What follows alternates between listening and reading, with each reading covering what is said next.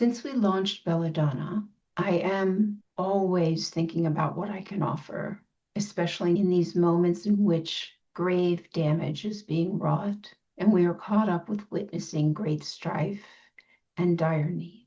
I keep coming back to my desire for a container for transformation and resonance, and for the kind of certainty we can only find deep within ourselves. Perhaps after a lifetime of searching, we think this is an excellent vantage to read some poems that encourage us to breathe deep and that provide the best kind of pressure to stay down as long as possible and then to rise into the holiest of moments. We thought we'd accompany these poems with some music that is as stirring as any we've ever heard by the late Sonny Rollins, R.I.P., just last month, May, and the great Rahsaan Roland Kirk, who, if anyone could, might blow you right into glory. Rollins and Kirk provide the perfect register here, as when they play, they seem to be releasing a spirit or presence that swirls and lives among us in perpetuity.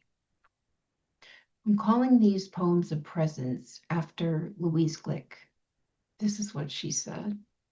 Poems do not endure as objects, but as presences.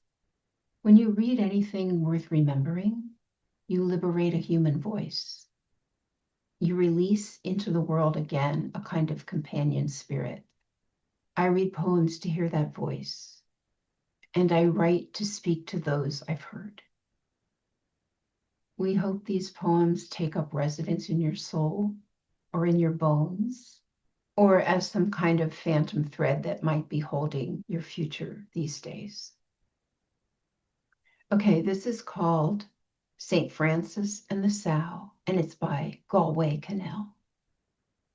The bud stands for all things, even those things that don't flower, for everything flowers from within of self-blessing. Though sometimes it is necessary to reteach a thing its loveliness, to put a hand on its brow of the flower and retell it in words and in touch, it is lovely. Until it flowers again from within of self-blessing, as St. Francis put his hand on the creased forehead of the sow and told her in words and in touch, blessings of earth on the sow.